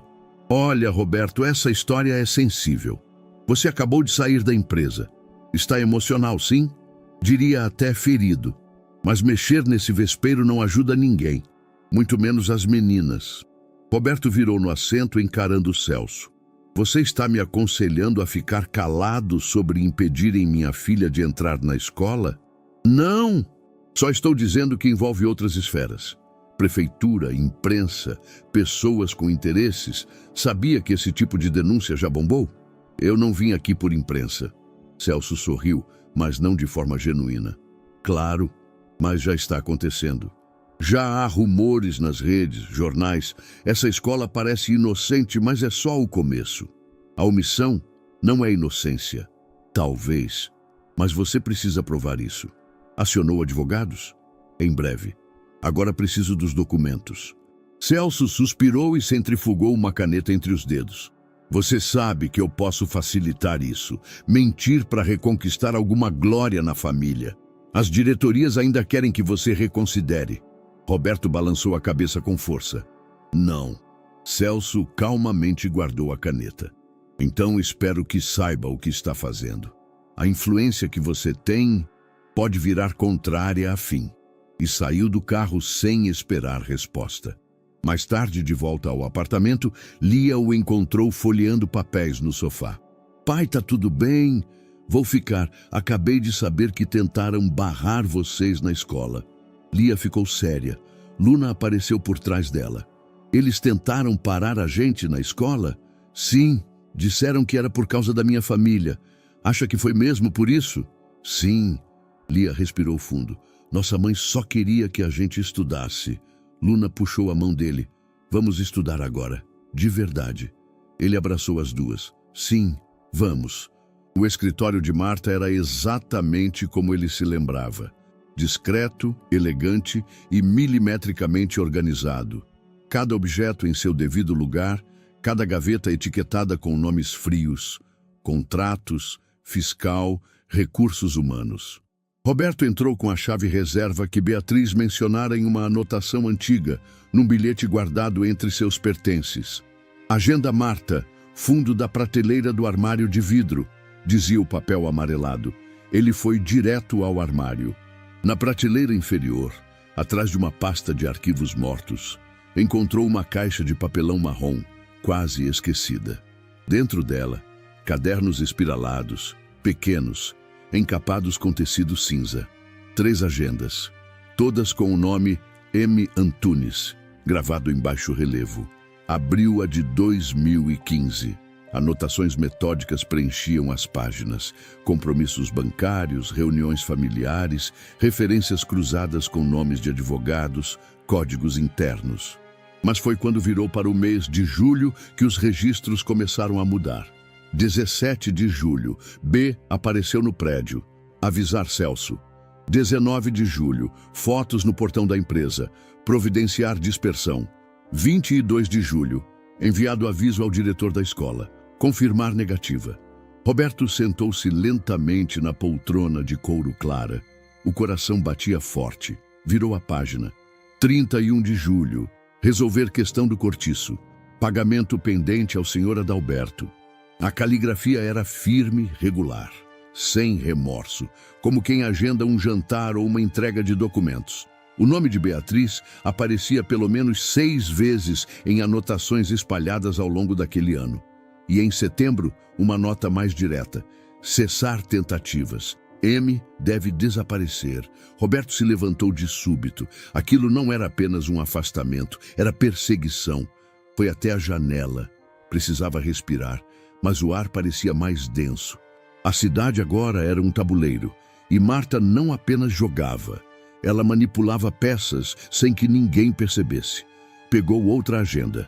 2017. Mais registros. Contato com o inspetor-chefe, mesma postura. Risco de imprensa. Alerta ao jurídico. Celso cuidará da versão oficial. Celso. Marta. A máquina havia sido bem lubrificada. Um sistema de silêncio operando nas sombras, enquanto Beatriz caía em esquecimento. E Roberto, como peão adestrado, vivia alienado. Na última agenda, a mais recente, uma anotação o paralisou. Filhas crescendo, talento com flauta, cuidado com visibilidade. Ela sabia das meninas, sabia onde estavam, sabia do que faziam. E mesmo assim, não interveio. Ou pior, vigiou. Ele fotografou todas as páginas relevantes, colocou as agendas em sua mochila e trancou o armário de novo. Passou um pano no tampo da mesa, apagando qualquer traço de sua presença. No elevador, o reflexo no espelho mostrava um homem diferente. Olhos duros, mãos firmes. O choque já tinha dado lugar à raiva. De volta ao apartamento, Lia e Luna estavam na sala, desenhando. Roberto largou a mochila no canto e se sentou no chão com elas. Pai, tá tudo bem? Ele hesitou, mas sorriu. Descobri umas verdades. Agora sei quem fez o quê. E agora? Perguntou Lia. Agora a gente vai em frente, mas sem mais mentiras. Luna entregou um desenho, um violino desenhado em giz de cera, com uma nota musical saindo dele em forma de coração. Para você lembrar de respirar. Ele segurou o desenho com as mãos trêmulas. Muito obrigado. Naquela noite, enquanto elas dormiam, Roberto abriu as fotos no celular. Ampliou uma anotação. Arquivo pessoal. Destruir até setembro. Mas setembro havia passado. E os rastros estavam vivos. A petição foi protocolada numa manhã fria e nublada, como se o céu também esperasse por justiça. 42 páginas detalhando as manobras silenciosas de Marta Antunes e Celso Andrade para apagar a existência de Beatriz e das meninas. Na capa, o título seco: Ação de responsabilização e revisão de tutela familiar. Mas entre as linhas jurídicas havia dor, omissão e um grito represado por quase uma década. Roberto não usou advogados da antiga firma. Contratou uma equipe externa, discreta, comprometida com a verdade. Fez questão de incluir cópias das agendas de Marta, os registros da escola, os cheques esquecidos e, principalmente, as cartas não enviadas. O documento foi entregue ao Fórum Familiar e, em paralelo, à Vara Cível. O nome Antunes nos autos causou alvoroço imediato. No mesmo dia, o telefone de Marta tocou dezenas de vezes. Celso foi citado formalmente no final da tarde. A guerra começara. Em casa, Lia e Luna observavam o pai com atenção. Ele tentava manter o semblante calmo, mas elas sentiam o peso daquilo. O silêncio nos intervalos, as ligações rápidas, os olhos fixos nas pastas e papéis. "Pai, a gente vai precisar sair daqui?" perguntou Luna, enquanto ajudava a lavar a louça. "Não, pelo contrário. Agora é que a gente vai ficar de pé. Mas eles são poderosos, né?" "São, mas a verdade é maior." No hospital, Beatriz já conseguia sentar na cama com apoio. O rosto estava menos abatido, os olhos mais firmes. Roberto entrou no quarto com um envelope na mão. "Estão nos chamando para a audiência preliminar sobre a guarda definitiva. E você foi convocada para depor." Ela engoliu em seco. "Como testemunha? Como peça central?" Beatriz olhou pela janela. Um instante de silêncio se fez, como se ela consultasse um velho relógio interno. "Vou. Tem certeza?" "Ainda está se recuperando." "Justamente por isso. Não posso deixar que a recuperação signifique calar de novo." Ele se sentou ao lado dela. "O seu depoimento pode mudar tudo, mas também vai te expor. Celso vai te pressionar. Marta vai desmentir. Eles sempre tentaram me silenciar, mas agora, com as meninas protegidas, com você ao lado delas, eu posso suportar." A primeira audiência ocorreu uma semana depois. Sala simples, juiz atento, ar-condicionado zumbindo num canto. Marta entrou de cabeça erguida, acompanhada de Celso e 2 advogados de renome. Roberto sentou-se sozinho do outro lado, com sua equipe. Beatriz entrou alguns minutos depois, amparada por uma enfermeira. A tensão no ar era palpável. O juiz iniciou a sessão com os autos da guarda provisória e a contestação por parte da família Antunes. "Estamos aqui para determinar se o senhor Roberto Antunes está apto à guarda definitiva das menores Lia e Luna Lopes." Celso levantou-se.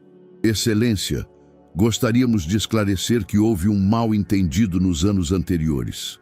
A senhora Beatriz Lopes afastou-se por vontade própria e não houve interferência direta por parte desta família." Roberto apenas levantou uma das agendas. "Gostaria de apresentar, com autorização, as agendas pessoais de Marta Antunes, com instruções detalhadas de afastamento, bloqueio e perseguição à senhora Beatriz." O juiz recebeu o material. Fez anotações. Marta manteve a expressão neutra. Beatriz então pediu para falar. Levantou-se com dificuldade. Todos se calaram. "Excelência, durante anos tentei fazer contato com o pai das minhas filhas. Escrevi cartas, fui à empresa, liguei para números fixos, enviei bilhetes, fui barrada. Por segurança, por advogados, por gente que dizia me proteger, mas eu só queria que minhas filhas tivessem um pai. E fui impedida." "Pode afirmar que houve perseguição intencional?" "Sim, as anotações de Marta confirmam isso. E os advogados da empresa, sob comando do Dr. Celso, ameaçaram instituições públicas para que minha presença fosse apagada." Marta pediu a palavra. "Excelência, com todo respeito, minha intenção era proteger meu irmão. Ele estava prestes a assumir uma multinacional. Não podíamos permitir escândalos. Essa mulher sumiu, depois apareceu com 2 crianças." Beatriz a encarou. "Eu sumi porque você apagou meu caminho. E agora ele encontrou." A sessão terminou com a solicitação de análise pericial nos documentos e a manutenção da guarda provisória com Roberto. Na saída, Beatriz e Roberto se entreolharam. Nenhum dos dois sorriu, mas ali, no corredor frio do tribunal, uma pequena guerra havia sido vencida. Ela se chamava Júlia Vasconcelos. Tinha 27 anos, era recém-formada em jornalismo investigativo e dirigia um pequeno canal independente e um blog pessoal que atraíam 10.000 seguidores. Nada chamava a atenção, até então.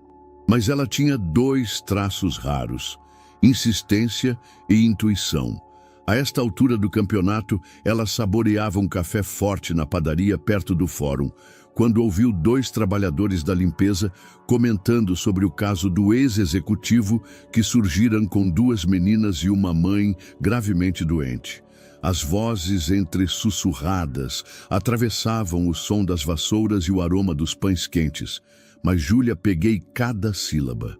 É aquele cara dos prédios que largou tudo por 2 meninas de rua, dizia um. Ele apareceu com a mãe delas, dizem que quase morreu, completava o outro. As palavras ecoaram como sirene em sua mente. Ela sabia que encontrava ali algo maior do que mais um escândalo de tabloide. Eram vidas, apagamentos, desigualdade. Sentiu o estômago embrulhar de propósito. Era o tipo de história que fazia jornalismo valer a pena. Voltou para casa e passou a madrugada cruzando nomes nos jornais, escaneando redes sociais, comparando datas. Encontrou os primeiros registros. Um vídeo curto de celular viralizando na praça, manchetes digitando multimilionário com filhas de rua, comentários indignados e emocionados. No dia seguinte, ela estava estacionada sorrateiramente à frente do hospital onde Beatriz se recuperava. Câmera presa ao peitoral, caderno aberto. Não queria virar o rosto para a câmera. Falava ao microfone leve, discreto. Meu nome é Júlia Vasconcelos. Estou investigando um caso que começa com 2 meninas e uma mãe à beira da morte e termina com uma família questionando suas próprias verdades.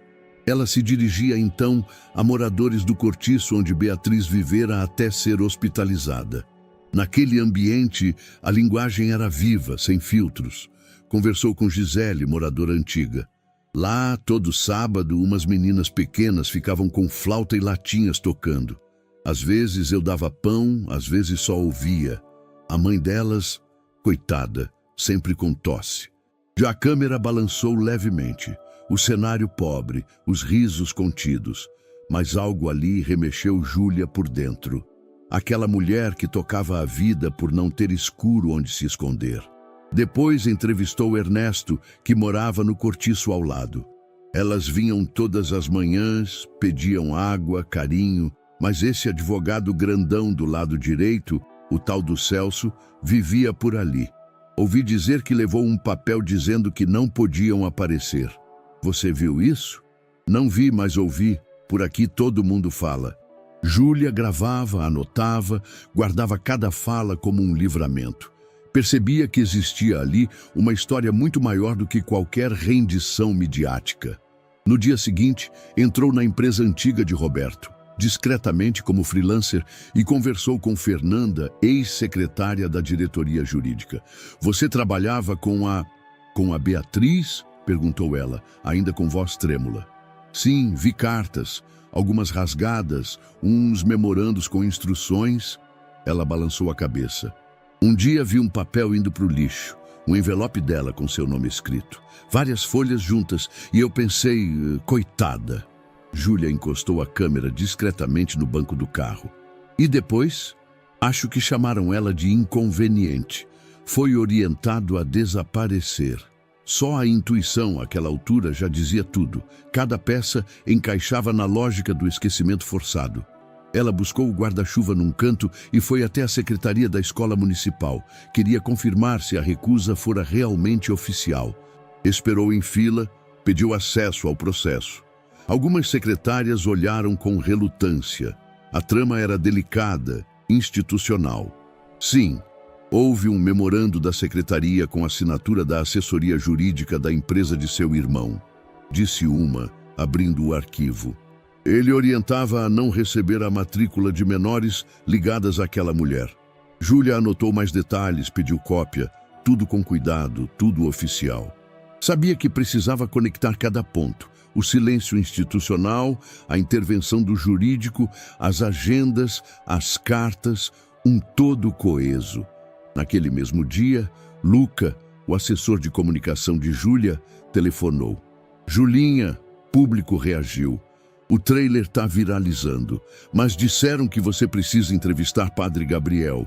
Ele ajudou essa família, apoiou a Beatriz. No dia seguinte, ela encontrou Padre Gabriel numa capela simples, longe de holofotes. Eu vi aquelas meninas chorando para a mãe respirar. Vi uma pulseira igual a que vocês mostram nos vídeos. Ele voltou, mas elas ainda tinham medo. O padre a abraçou com olhos cheios de verdade. A voz da capela ecoou com ecos de calor humano. Alguns dias depois, Júlia pediu uma entrevista com Roberto no apartamento novo. Chegou a pé, tocou a campainha e quase pediu desculpas. Era um momento íntimo. Ele atendeu, leve, acolhedor, mas estava inquieto. Sabia da mudança, mas ainda não queria rótulos. Oi, sou a Júlia, disse ela entrando. Lia e Luna espiaram por trás da porta curiosas. Eu ouvi sobre vocês e escrevi e vi e percebi que era muito mais do que uma história. Poderia me contar, senhor? Câmera acionada. Luz nitrada. Começou com voz firme. Eu era cego. Fiquei preso num mundo confortável, acreditando que privilégios substituíam presença. Mas quando aquelas meninas agarraram meu paletó e disseram que a mãe estava morrendo, foi como se alguém me desse soco no peito. Lia e Luna ficaram próximas, observando. Eles me chamam de pai, acrescentou. Mas para mim, ser pai nunca é apenas biologia. É aprender, é falhar, é tentar. E eu quero estar aqui para aprender. Estou aqui para tentar. Ela interrompeu, tocando o ombro dele. Isso é raro. Dói admitir que falhamos, mas poucos o fazem. Veio depois a entrevista com Beatriz. No dia anterior, ela se preparou na cama com a enfermeira por perto. Quando me vi quase sem fôlego, pensei que ia desaparecer de vez. Mas sobrevivi. E sobrevivi por elas. Por querer que entendessem que tinham direito a um pai, a estudo, a afeto. Lágrimas vieram, pausadas, seguras. Eu só queria ser mãe e que minhas meninas tivessem pai. O resultado foi um vídeo de 15 minutos gravado em 5 dias. Produção simples, mesa de reunião, ruas, o trio reunido, depoimentos sinceros, feios, brutos, humanos. E as falas, quando as notas não bastam, a história de Beatriz, Lia e Luna. Foi ao ar numa terça-feira à noite. Até a madrugada atingira 50 mil views. No dia seguinte, sites maiores repercutiram, junto de artistas e influenciadores. Nas redes sociais, o que começara como hashtag Vozes que não se calam ecoaria em outras redes. Colunistas escreveriam sobre maternidade invisível. Debates emergiriam sobre desigualdade, silenciamento e poder. A manhã da audiência decisiva chegou envolta de tensão. O fórum estava lotado. Familiares, advogados, jornalistas e até moradoras da antiga vizinhança de Beatriz. Entre eles, a jovem jornalista Júlia, presente discretamente ao fundo. Ao entrar na sala, Roberto sentiu a energia mudar. O formigolho no estômago veio acompanhado de silêncio respeitoso. Beatriz entrou apoiada por uma enfermeira. Lia e Luna se mantinham quietas no canto, com olhares curiosos. O juiz assumiu a palavra pontual. Esta sessão dará prosseguimento ao processo de guarda definitiva das menores e às ações de responsabilização contra Marta Antunes e Celso Andrade. O advogado de Roberto iniciou seu interrogatório com firmeza. Senhora Beatriz, o senhor pode confirmar que foi vítima de um processo sistemático de tentativa de afastamento de suas filhas e supressão de provas? Ela assentiu, visivelmente emocionada. Em suas. Nos impediram de estudar, de vê-las crescer. Escreveram cartas que não foram entregues, quantificaram nosso desaparecimento como risco à reputação. O advogado cruzou com o juiz. Pode descrever como isso te afetou? Ela engoliu seco. Quando tomaram minha voz, tiraram meu chão. Fui obrigado a escolher continuar invisível ou lutar. E lutei para que minhas filhas tivessem pai, identidade, família. O juiz fez anotações. Pediu silêncio. Foi a vez de Celso responder. Com voz firme tentou contornar. Excelência, sempre agimos para proteger a integridade da empresa e do senhor Roberto. Em momento algum houve intenção pessoal. Mas Roberto pediu a palavra com um olhar impenetrável. Eu apresento as agendas e correspondências que comprovam ordens diretas de Marta e comunicação formal de Celso, pedindo bloqueio de minha ex-companheira. O advogado adversário tentou minimizar. São apenas anotações informais. O juiz exigiu que todos os documentos fossem exibidos. Naquele instante, Marta ficou pálida. Sumiram as linhas duras que mantinham sua postura ereta. Celso mordeu o lábio. Outros ex-funcionários depuseram. A ex-secretária confirmou ter encontrado cartas rasgadas.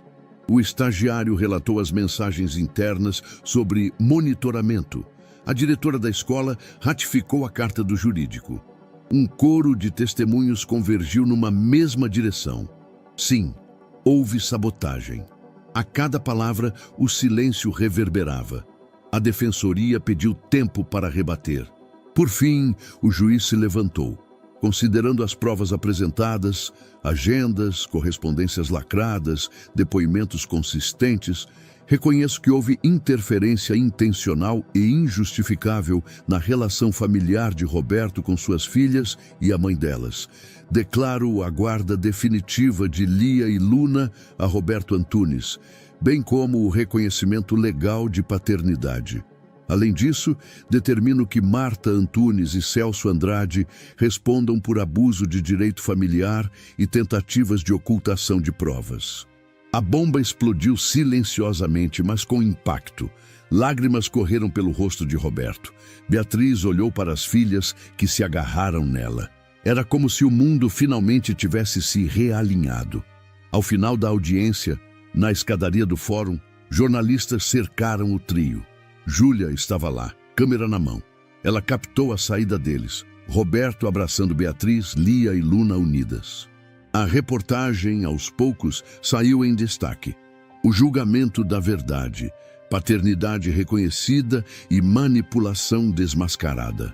Naquele fim de tarde, o apartamento ressoava com um riso suave das meninas. Um eco de liberdade. O juiz reconhecera, em palavras firmes, que a verdade não se cala e que as vozes de mãe, filhas e pai mereciam, enfim, ser ouvidas. O casarão estava em ruínas, janelas quebradas, fachada descascada, mato invadindo o quintal. Mas para Roberto era mais que um imóvel abandonado. Era uma promessa. Ele passou os dedos pela pilastra de pedra quando entrou pela primeira vez. Sentiu o silêncio do lugar, um silêncio que gritava vazio. Ainda assim, enxergava potencial e enxergava futuro. Logo começaram os trabalhos. A equipe de restauração chegou com pás, lixas, tinta, andaimes. Roberto acompanhou cada detalhe com atenção, mas foi Beatriz quem mais se envolveu. Entre exames, repousos e sessões de fisioterapia, ela lia plantas, sugeria cores para a fachada, escolhia livros para a mini-livraria. Numa manhã, Roberto encontrou-a no jardim rasteiro de Luvas, regando mudas de plantas que haviam decidido preservar. É para o cantinho da leitura, explicou ela, erguendo o regador. As crianças precisam de cheiro de terra quando estiverem lendo. Ele sorriu. A viu não como a mulher desvanecida no hospital, mas como agente ativa de mudança. Uma companheira. No salão principal, as paredes ainda aguardavam pintura, mas havia mesas de madeira se formando no centro, estantes sendo montadas para a futura livraria, uma pequena cozinha para oficinas de culinária comunitária. À tarde, Roberto esteve ao lado de Lia e Luna. Elas escolheram os livros que gostariam de ver ali, cadernos cheios de poesia, histórias de coragem, biografias de mulheres que superaram o silêncio. Elas liam juntos, entregavam folhas de sugestões para obras que poderiam inspirar outras crianças. Semanas depois, chegou o dia da inauguração. O casarão estava irreconhecível, fachada pintada de um tom entre salmão e pêssego, janelas com moldura branca, portas de madeira nova. Havia cadeiras dobráveis enfileiradas, caixas de som discretas, tapetes no chão de madeira encerada. Cerca de 100 pessoas das mais diversas origens estavam sentadas, aguardando. As paredes agora exibiam murais feitos por mães e crianças da comunidade. Desenhos de mãos dadas, silhuetas de família, corações e notas musicais. No centro, um banner discreto dizia: Casa Beatriz, cultura, leitura e acolhimento. Beatriz entrou com dificuldades, apoiada por Roberto. O vestido era simples, mas iluminado de emoção. As meninas estavam ao lado, de paletó e camisa, levando os instrumentos. Antes do corte da fita, Roberto fez um breve discurso. Esse espaço não é só para nós. É para todos que foram deixados sem voz, que foram empurrados para os cantos, ou que tiveram sua existência negada.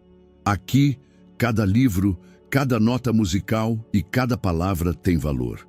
E essa casa leva o nome de quem lutou para existir: Beatriz. Os aplausos foram calorosos. Chegou o momento da apresentação.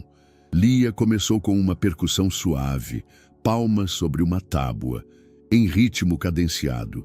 Logo em seguida, Luna iniciou uma melodia na flauta doce. A música fluiu, com pausas curtas e tons de esperança. O ambiente inteiro se iluminou. Pessoas secavam os olhos. Um senhor idoso sorriu contando passos baixos para seguir o ritmo. Uma mãe segurou forte a mão da filha. Haviam moedas no chapéu de tecido da entrada, mas a riqueza estava ali, no ar. Beatriz soltou o braço de Roberto e se aproximou. Chorou, enxugou os olhos. Respirou fundo como quem diz: ainda estou aqui. As meninas tocaram até o último compasso. Quando a música parou, o silêncio foi seguido de aplausos intensos, mas silenciosos. Reverência. Depois, houve visitação livre. Crianças mexiam nos livros. Pais liam páginas. Beatriz circulava meio a meio, orientando crianças. Roberto observava de longe, sentindo um nó de gratidão no peito. Em um canto, Lia ofereceu a um menino um livro infantil. É sobre coragem, disse. Minha mãe me deixou só, mas eu achei meu pai. O menino sorriu. À noite, no casarão quase vazio, as luzes apagadas acendiam apenas a memória do dia. Lia e Luna estavam esgotadas, dormindo nos braços dos pais.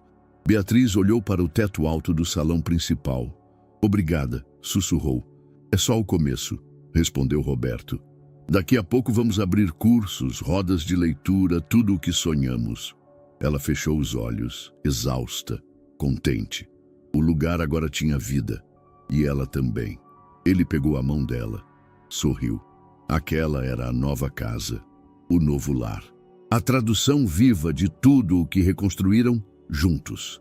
Na manhã seguinte à inauguração da Casa Beatriz, o vídeo publicado por Júlia Vasconcelos alcançou a marca de 1 milhão de visualizações.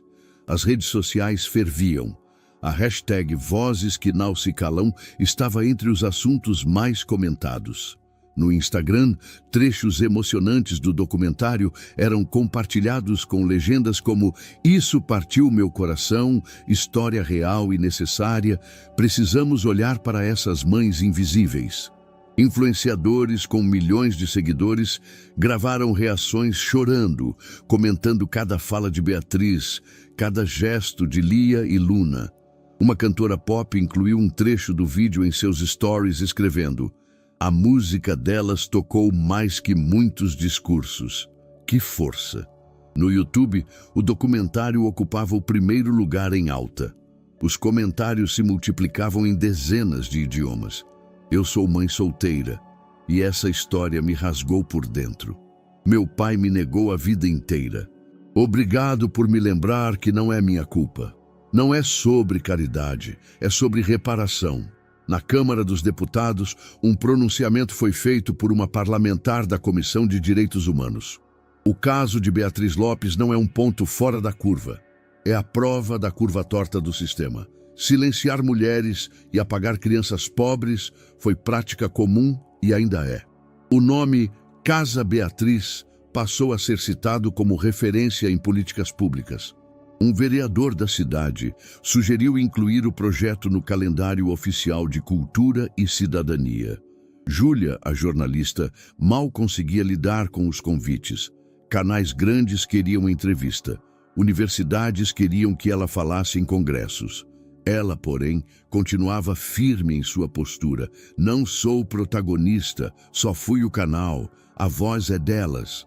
Ela publicou um segundo vídeo, mais curto, apenas com depoimentos de mulheres que passaram por algo parecido com Beatriz. Foi outro impacto. Enquanto isso, no apartamento, Roberto, Beatriz, Lia e Luna assistiam a tudo com olhos arregalados. "Pai, a gente está na TV", disse Luna. "Esse moço aí falou meu nome", apontou Lia, surpresa com um comentarista que citava a apresentação musical delas na inauguração. Beatriz olhou para Roberto contida. "Eu ainda não entendi o que está acontecendo.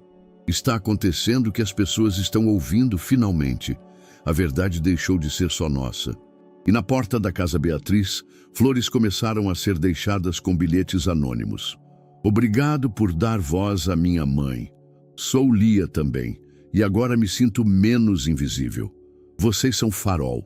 Pais chegavam com filhos, mães com crianças no colo, educadores, artistas de rua, vizinhos, todos queriam visitar, tocar, ouvir. Um garoto de 12 anos perguntou se poderia doar seus livros preferidos para a livraria da casa. Uma menina deixou uma flauta de brinquedo com um bilhete, para outras meninas tocarem quando tiverem medo. Na manhã de sábado, um pequeno grupo se formou em frente à praça, onde Lia e Luna haviam tocado pela primeira vez. Sem aviso, sem estrutura, só emoção. Alguns levaram instrumentos, outros cartazes com frases como "As filhas que resistiram, toda Beatriz importa, não há mais silêncio." Roberto, ao ver a cena por vídeo no celular, ficou em silêncio por longos minutos. "Você acha que isso vai durar?" perguntou Beatriz cautelosa. "Se depender da gente, vai, mas agora é maior do que nós." O sol da manhã espalhou seu brilho sobre o novo bairro. Casas antigas dividiam calçadas largas com árvores floridas. Havia sinais de vida, varais com roupas coloridas, uma senhora sorrindo ao sentar no alpendre com xícara fumegante. Em frente à casa modesta, que agora era lar deles, Lia e Luna alinharam mochilas novas. "Você colocou o nome certo na ficha?" perguntou Luna, ajeitando a alça. "O da gente de verdade?" perguntou Lia, apontando para os nomes completos, com o sobrenome Antunes. Elas vestiam o uniforme, saia midi, sapatos fechados e cabelos penteados. Havia orgulho estampado nos olhos delas. "Não vai ser fácil", disse Roberto com o alento de um ritual. "Mas esse é o primeiro passo para algo firme." Os pés das meninas tocaram o chão da calçada. Pulso acelerado. Era o rito da reconstrução. Deixaram a mão dele e abraçaram Beatriz, que estava no batente da porta, segurando um livro. Ela sorriu, contida, mas seus olhos brilhavam. "Boa escola, filhas." Ela abriu os braços. Entraram. Ela fechou a porta devagar. Roberto as observava, cada respiração delas, cada passo. E logo, um susto, um riso de contagem. 3, 2, 1. E elas partiram em direção à escola. Ele olhou para Beatriz, que abriu o livro no colo. O título, Cartas para Minhas Meninas. Era o primeiro livro da livraria da Casa Beatriz, um exemplar dedicado por uma das pacientes da inauguração. Ela passou o dedo pelas páginas, lendo num sussurro. Lá atrás, o sol refletia no parapeito, iluminando o rosto dela, seus fios quase dourados pela luz suave.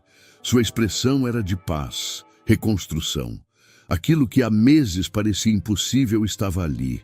Uma mulher que leu, um pai que espera, um lar que respira. Ele permaneceu em silêncio, os olhos fixos no livro, no rosto dela, no lugar que construíram juntos. De volta à praça, local do primeiro encontro, a música das meninas ecoava.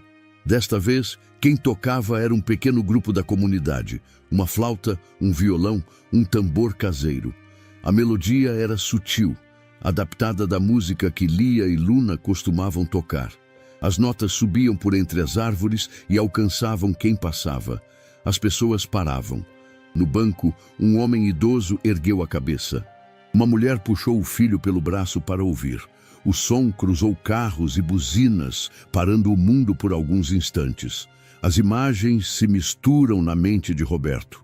O café queimado da rotina, as gravuras das meninas, o banco do hospital, o casarão com as paredes coloridas, o tribunal vazio daquele retorno.